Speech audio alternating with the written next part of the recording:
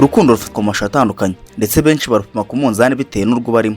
Mu buzima tugira amahitamo gusa kenshi duhitamo nabi. Burya mu bitera umugore cyangwa umugabo guca inyuma bashakanye n'amahitamo mabarimo.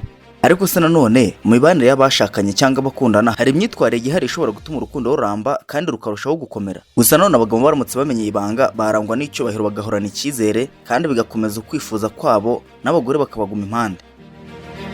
Kise kandi ngo raporo y'urwego rw'ubucamanza mu Rwanda yerekanye ko mu mwaka wa 2022-2023 inkiko z'u Rwanda zerekanye ko gatanya za burundu ari 375. Ni mu gihe mu mwaka wakurikiye 2022 hatanzwe gatanya ku ngo zigera mu 3322 za gatanya. Reka none ntituvuge ku bindi cyangwa twibande ku bindi, ahubwo tuvuge ku bagore n'abagabo. None se ni iyihe mpamvu umugore ashobora guca inyuma umugabo we ariko ntafatwe? Mureke tureke kubanziriza ku bibi ahubwo twibanzirize ku byiza. Mureke tubanzirize ku bintu bitandatu abagabo bakora bikabafasha kugumana urukundo rw'abagore babo.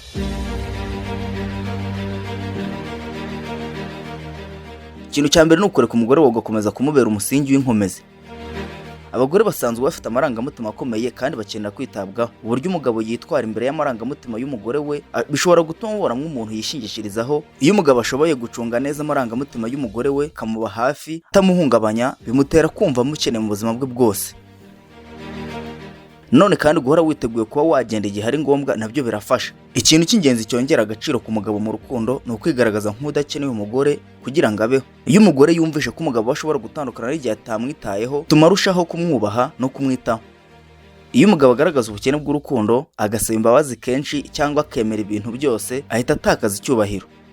Ikintu cy'ingenzi cyongera agaciro ku mugabo mu rukundo ni ukwigaragaza nk'udakeneye umugore kugira ngo ubeho. Iyo umugore yumvise ko umugabo ashobora gutandukana nawe igihe atamwitayeho, tuma arushaho kumwubaha no kumwitaho. Iyo umugabo agaragaje ubukene mu rukundo, agasaba imbabazi kenshi, akemera ikintu icyo ari cyo cyose bitagoranye, ahita atakaza icyubahiro. Kwitwararika mu gutanga ibyo wahawe. Nanone kandi hari ukwitwararika mu gutanga ibyo wahawe. Abagabo kenshi bakora ikosa ryo gutanga urukundo, impano n'iyindi myitwarire myiza ku kigero cyo hejuru, nyamara abagore bo bakabona nk'ibintu biciriritse biri aho ngaho. Iyo umugabo atanze ibintu byose byoroshye, umugore ntabifate nk'ibintu by'agaciro. Ibi ni ibintu byiza gutanga gusa ku rugero rungana n'icyo wakiriye. Ibi bituma umugore arushaho kugushaka no kugomeza kukwitaho. Ikindi ni ugushyira ubushake n'ubushobozi mu buzima bw'imibonano mpuzabitsina. Iyo imibonano mpuzabitsina ihindutse umukino usanzwe, umubano wanyu utagaciro. Kunoza ibintu bitandukanye no gushimisha umukunzi wawe ni ingenzi kugira ngo atazagira irari ryo gushaka abandi. Iyo umugabo arangwa no guhanga udushya no gukomeza kugira ubuzima bw'urukundo budasanzwe, umugore ahora amwifuza. Icya gatanu kibanziriza cya nyuma kuri iyi ngingo ni ukwirinda impaka zitarangira. Si byiza kugwa mu gishuko cyo gutangiza impaka ndende. Abagore bafite amarangamutima akomeye, bityo umugabo yihanganiye impaka agakomeza kwigira umuntu utumva, ahita aba intwari mu maso y'umugore. Guhitamo gutuza, kwituriza no kugaragaza ibyo wifuza binyuze mu bikorwa byo guhora mu mpaka ni intwari ikomeye yo kugira umubano ukomeye. Icya gatandatu aricyo cya nyuma kuri iyi ngingo ni ukwirinda kurema isura y'umunyantege nke. Umugabo urata umugore we cyane akamuha byose akifata nk'udafite agaciro, aba arimo kwisenya ubwe. Abagore bakunda abagabo b'abanyantege nke, ariko kandi bakunda kugorwa no kubona umusore wiyemeje kubaho adafite intege. Akenshi umugore akunda umugabo umuha agaciro ariko akiyubaha. Mu gusoza ibintu byagufasha kugira ngo umugore we ntazigera guca inyuma cyangwa kwiharira urukundo rw'uwo mukundana, kugira ngo urukundo rurambe, umugabo agomba kwibuka no guha agaciro amarangamutima ye, kwirinda kubaho gukinishwa ndetse no kugira ubuzima burimo intege. Ibi bizatuma umugore amwubaha, amukunda kandi yifuze kuba yamuhorana nk'umuntu umumariye byinshi. Dore nanone impamvu 5 umugore uca inyuma umugabo we atajya apfa gufatwa.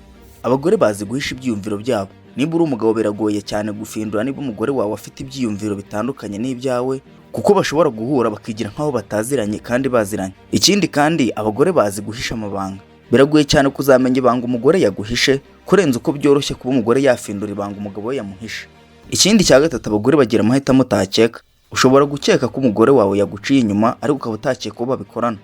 Hari ubwo ubutekereza ko babikorana n'umugabo ufite amamodoka cyangwa se imitungo myinshi cyangwa se ubwiza bw'imiterere idasanzwe, ariko nyamara ugasanga ibyo byose abikorana n'umuzamu wo mu gipangu muturanye cyangwa uwawe wihembera ku kwezi.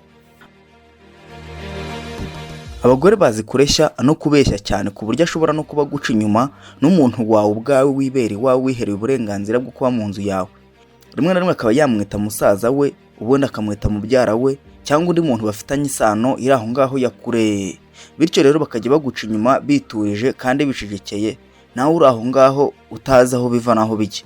Abagore batinya gufatwa kandi batinya kuba babavuga igihe babonanye n'abandi bagabo, bityo rero bigatuma babikorera mu bwisho utapfa gufindura. Nawe rero ukaguma aho ngaho uri inyuma y'uruhu rw'inka nka cya kirondwe, kandi inka yarariwe nk'ejo. Kora subscribe kugira ngo tuzabane n'ubutaha. Imana iguhe umugisha.